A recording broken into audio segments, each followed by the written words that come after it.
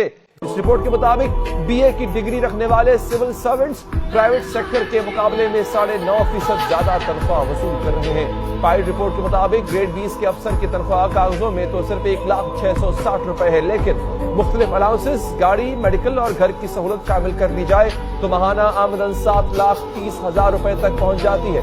इसी तरह ग्रेड 21 के अफसर की तनख्वाह कागजों में तो 1,12,000 के करीब, लेकिन सहूलियात शामिल करने के बाद ये तनख्वाह 9,80,000 रुपए माहाना बनती है।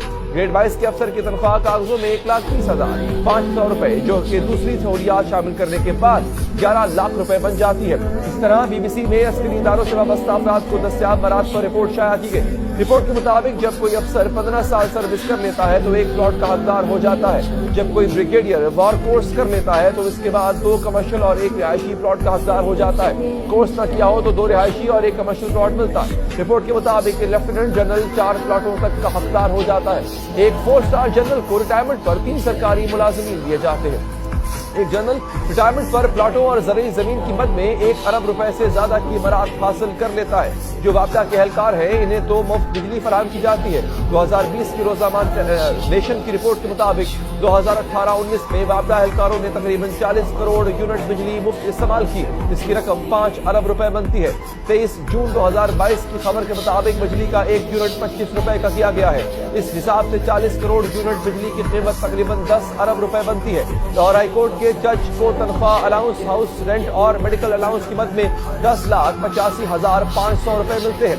500 लीटर पेट्रोल मिलता है। बिजली, टेलीफोन, गैस जितनी मर्जी इस्तेमाल की जाए उसके कोई अखराजात नहीं वसूल किए जाते और बाग की देखभाल के लिए 25,000 रुपए मुख्तस किए गए हैं। लाहौर हाई कोर्ट के चीफ जस्टिस की तनख्वाह 11,15,538 रुपए है। इसी तरह इस्लामाबाद हाई कोर्ट में जज की तनख्वाह 8,29,875 रुपए, चीफ जस्टिस की तनख्वाह 8,63,069 रुपए है। और साकिब निसार के हवाले से तो ये खबर भी मंजर आम पर आई थी कि उन्होंने रिटायरमेंट के मौके पर अपने लिए इजाफी सहूलियात और मराद मंजूर करा ली थी। इन मराद में कम कीमत पर सरकारी गाड़ी खरीदना, तनख्वाह का 85% हिस्सा बतौर पेंशन, बिजली के 2,000 यूनिट्स मुफ्त और माहाना 300 लीटर पेट्रोल मुफ्त शामिल थे। 7 जुलाई 2018 को साकिब निसार साहब उस वक्त चीफ जस्टिस थे सुप्रीम कोर्ट के, तो उन्होंने एक फुल कोर्ट मीटिंग बुलाई। उसके सामने मसला ये था कि जो चीफ जस्टिस हैं रिटायरमेंट के बाद उनके जो भी पर्क्स एंड प्रिविलेजेस हैं एक ड्राफ्ट तैयार करके उनको ये भेज दिया और फिर साथ ही इसके वो प्राइम मिनिस्टर के पास गया, प्राइम मिनिस्टर ने अप्रूव किया और फिर प्रेसिडेंट के पास गया और फिर वो जो प्रेसिडेंशियल ऑर्डर 1997 उसमें अमेंडमेंट होके तो सीनियर सहाफी मुतीउल्लाह जान ने अपनी ट्वीट में लिखा है कि आमिर जनरल परवेज मुशर्रफ के खिलाफ कामयाब वकला तहरीक चलाकर पूरी दुनिया में नाम कमाने वाले सुप्रीम कोर्ट बार एसोसिएशन की दीवारों पर प्लॉटों के नक्शे लग चुके हैं। इन प्लॉटों की बुनियाद वकला तहरीक के रूह रवां साबिक चीफ जस्टिस इफ्तिखार चौधरी ने अपनी और अदलिया की बहाली के बाद खुद रखी थी।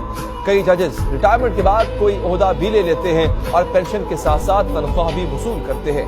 5 फरवरी 2021 को रोज़नामा जंग की रिपोर्ट के मुताबिक सुप्रीम कोर्ट के एक रिटायर्ड जज को वफाक में अहम ओहदा दिया गया। वो माहाना 24 लाख रुपए सरकारी खजाने से वसूल कर रहे हैं। वफाक में अहम ओहदे पर मौजूद सुप्रीम कोर्ट के एक और रिटायर्ड जज को 13,13,000 रुपए तनख्वाह मिलती है।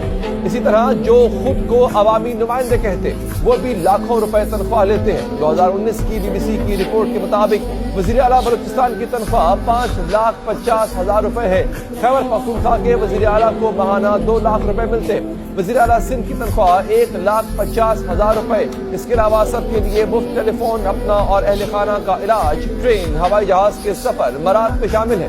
अब हुकूमत ने किफायतजारी का फैसला किया है तो जरूरी है कि 70 रुकनी काबीना की फौज पर भी नजरसानी की जाए। इसके साथ ही प्रोग्राम यहाँ पर खत्म हो जाता है। मुझे दीजिए इजाजत नाज़रीन। अल्लाह।